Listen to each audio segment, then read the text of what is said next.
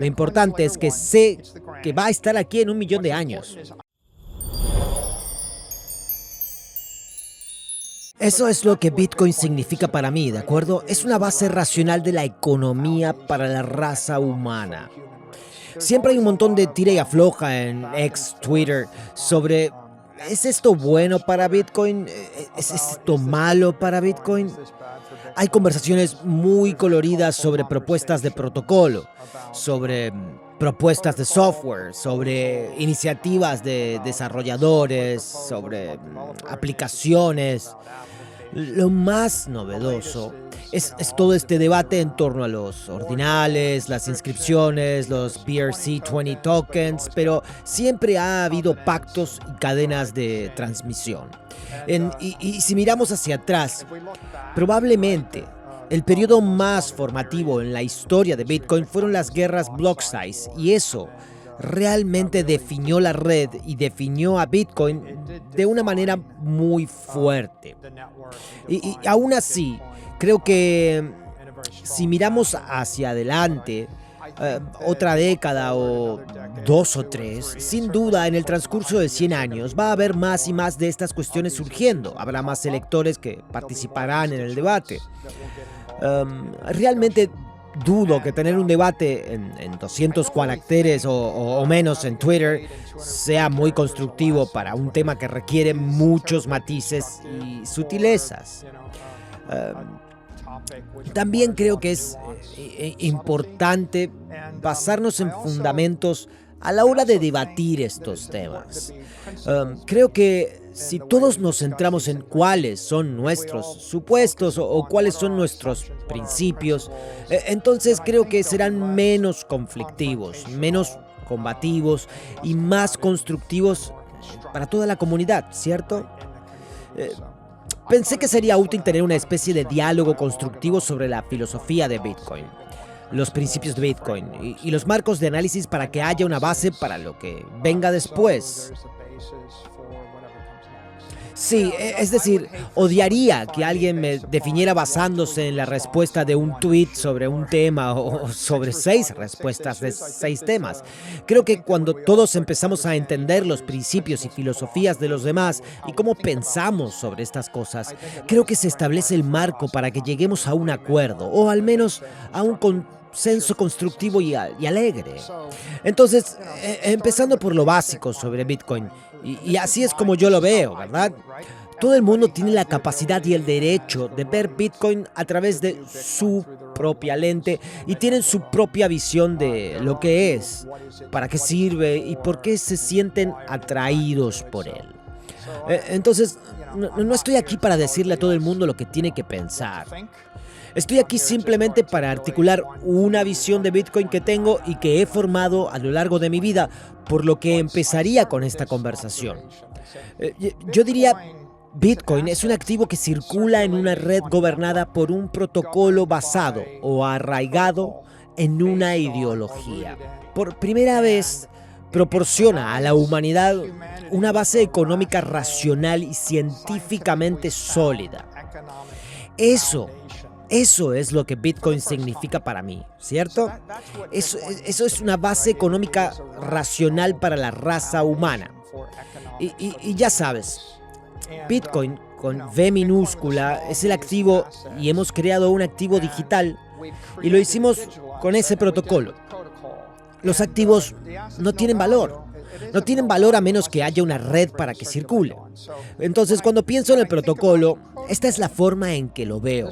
Creo que Bitcoin tiene 3 protocolos fundamentales que son críticos para el funcionamiento de todo el sistema.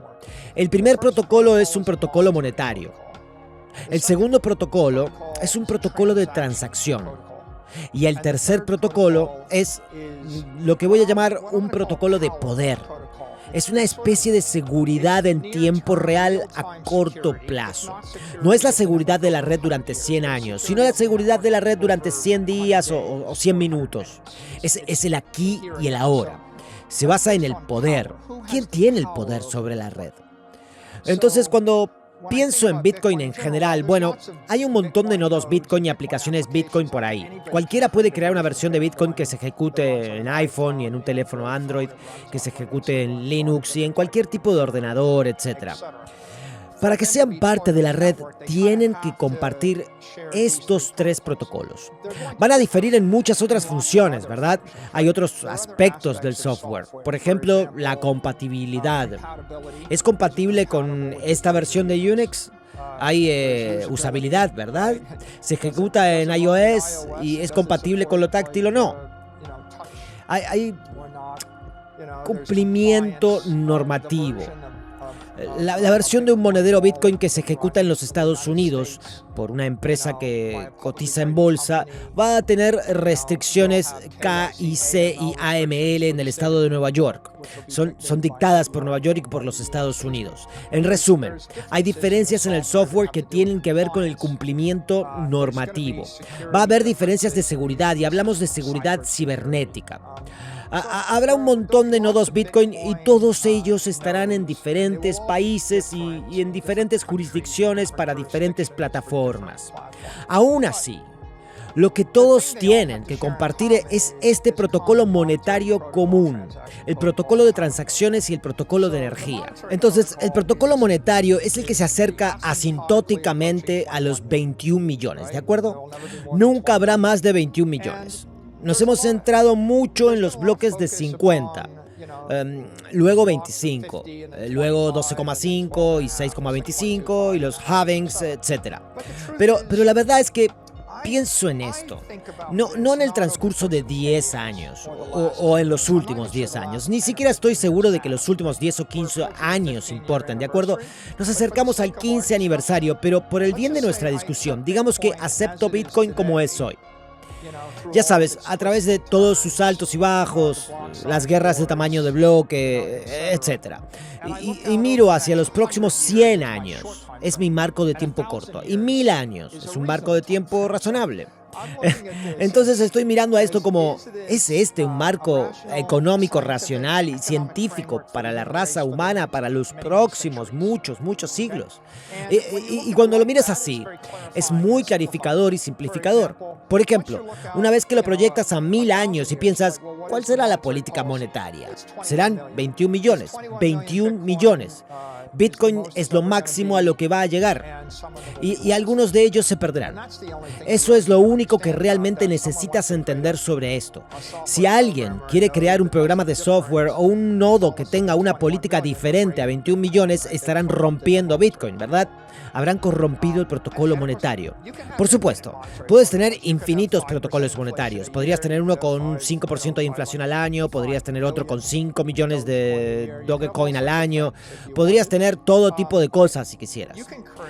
Puedes crear un criptoactivo o una mercancía digital que tenga un protocolo monetario que sea inflacionario o inflacionario por 100 años y que pare. Todo tipo de cosas.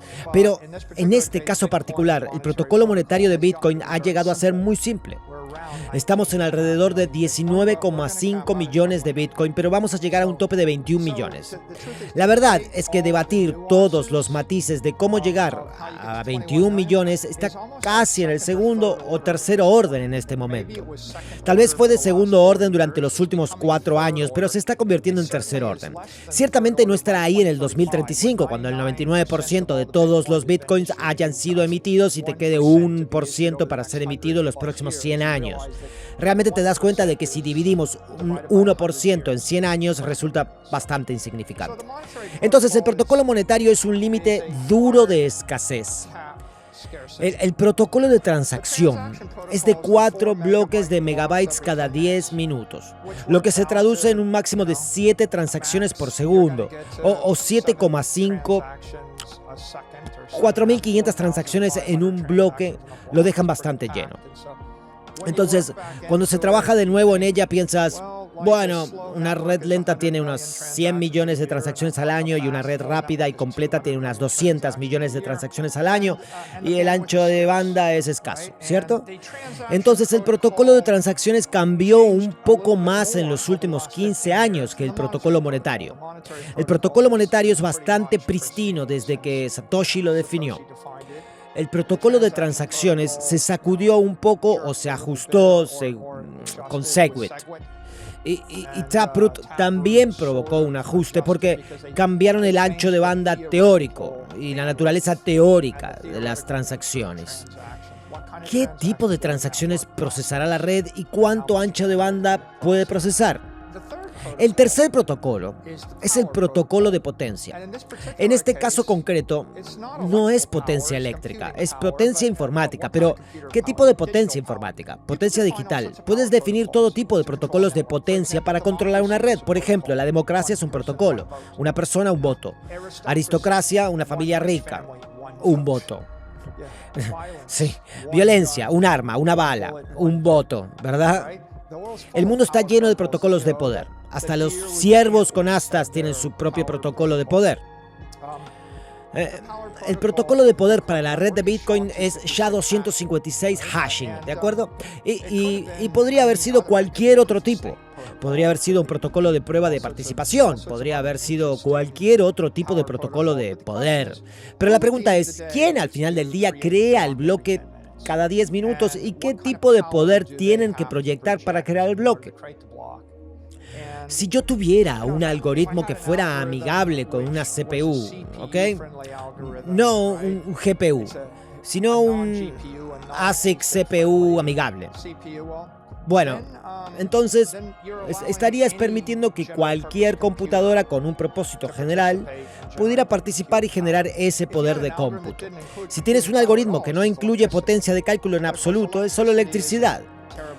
Pero, por supuesto, la electricidad no es terriblemente escasa y la potencia de cálculo no es terriblemente escasa. Por eso, la idea de hashing SHA-256 crea un protocolo de energía digital muy singular. Es algo donde se puede crear silicio personalizado, por lo que tienes ASICs personalizados que están generando un montón de SHA-256 hashes. Ahora acabamos de cruzar los 500 exahash.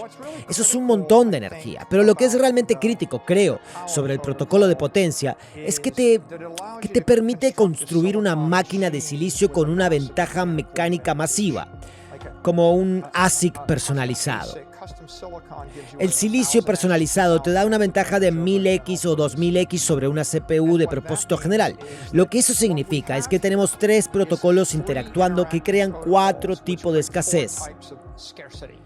El primer nivel de escasez es la escasez de activos. El segundo nivel de escasez es la escasez de ancho de banda. Hay un tercer tipo de escasez, que es la escasez de energía. SHA-256 hashes son una forma muy escasa de energía, ¿cierto?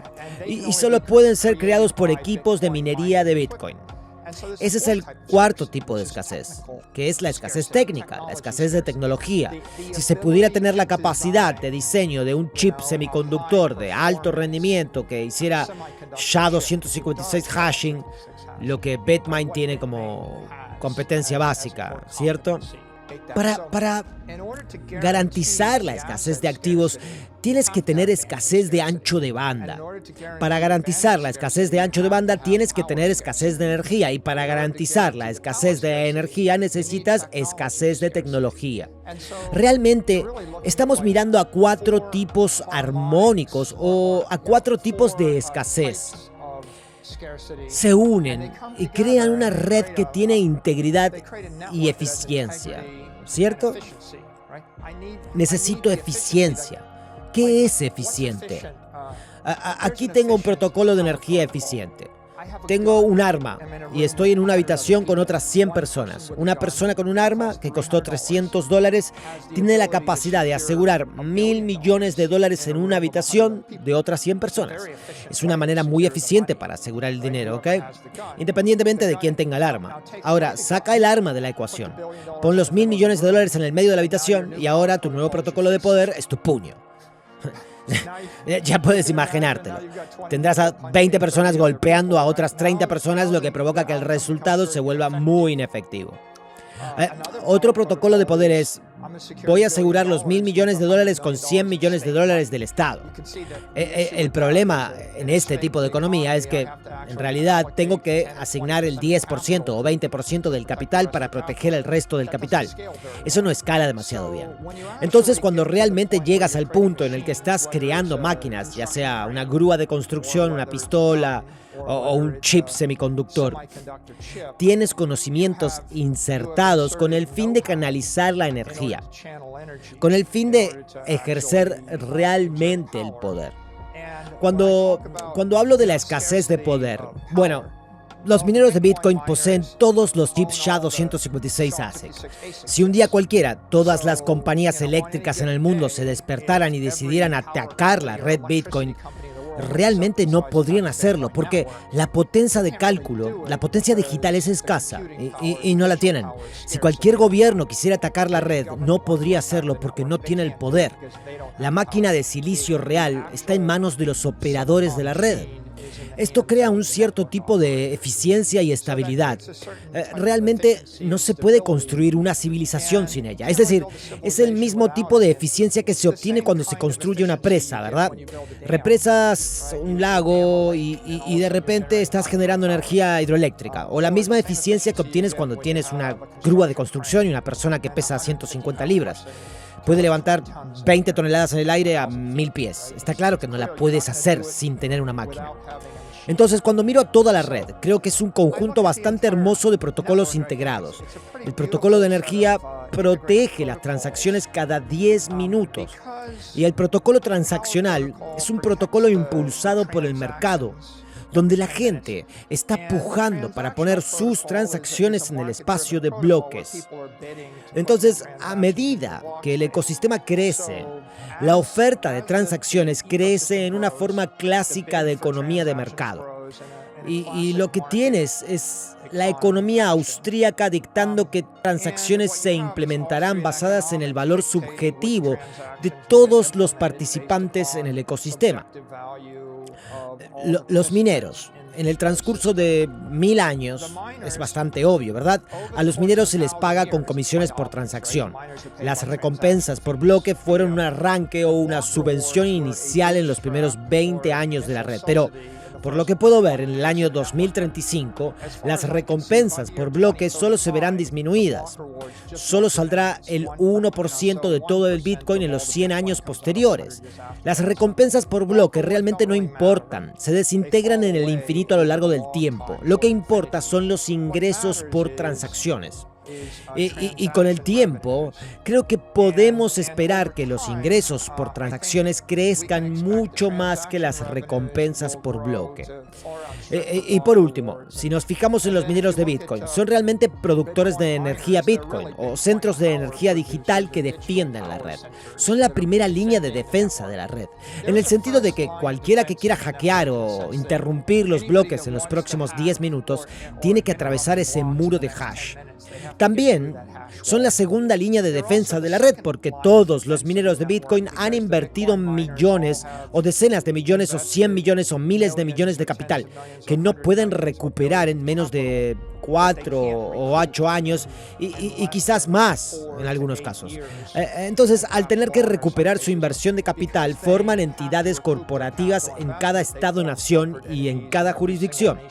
Y luego se convierten en grupos de presión activos y comprometidos para las políticas pro-Bitcoin en todas las partes de la tierra en donde operan. Realmente se podría pensar en los mineros Bitcoin como todas las ciudades en la muralla que están defendiendo lo que es Bitcoin. Son, en esencia, la defensa, el brazo de defensa de Bitcoin en el corto y mediano plazo. Siendo este el caso, una vez que adoptas el hecho de que tienes estos 3 protocolos y luego te preguntas, ¿cómo debo ver la red y las propuestas para cambiar los protocolos? Bueno, creo que hay muchos modelos que puedes adoptar. Uno es el modelo de Nueva York. El modelo de Nueva York es el que la ciudad de Nueva York está asentada sobre granito desde hace 200 millones de años. Bitcoin desde el granito. Bitcoin son los 21 millones de bloques de granito debajo de la ciudad de Nueva York. Ahora bien, en el transcurso de miles de años, tuviste diferentes Estado-nación. Tuviste 100 tribus indias, luego a los holandeses, después a los británicos, posteriormente a la colonia de Nueva York. Ahora tenemos a los Estados Unidos y dentro de 1000 años puede que haya otro Estado-nación en Manhattan. Pero esto es lo que cambia, ¿verdad? El granito no cambia. Pero las carreteras y las alcantarillas en el trazado de la ciudad cambian. Los parques cambian y los edificios cambian. La gente va y viene. Los políticos van y vienen. Las reglas y los regímenes políticos van y vienen. Los negocios van y vienen. Las costumbres y las modas van y vienen. Los mercados van y vienen. Todas esas son las cosas que puedes construir en la isla de Manhattan porque tienes el granito. Si lo miras de esta manera, empiezas a pensar, bueno, Bitcoin es la capa 1, es el granito. Lo importante es que sé que va a estar aquí en 1 millón de años. Eso es lo que sabes. Al menos si construyo un edificio, necesito saber que seguirá estando dentro de 100 años. Pero si le dices a alguien, mi edificio será bueno durante 100 años. Bueno, de aquí a 50 años, nadie querrá comprarte el edificio. Realmente quieres saber que el terreno sobre el que está construido el edificio será bueno durante 1000 años.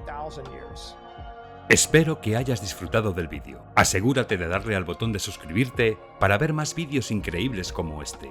Esto ha sido Mentes Brillantes. Gracias por vernos.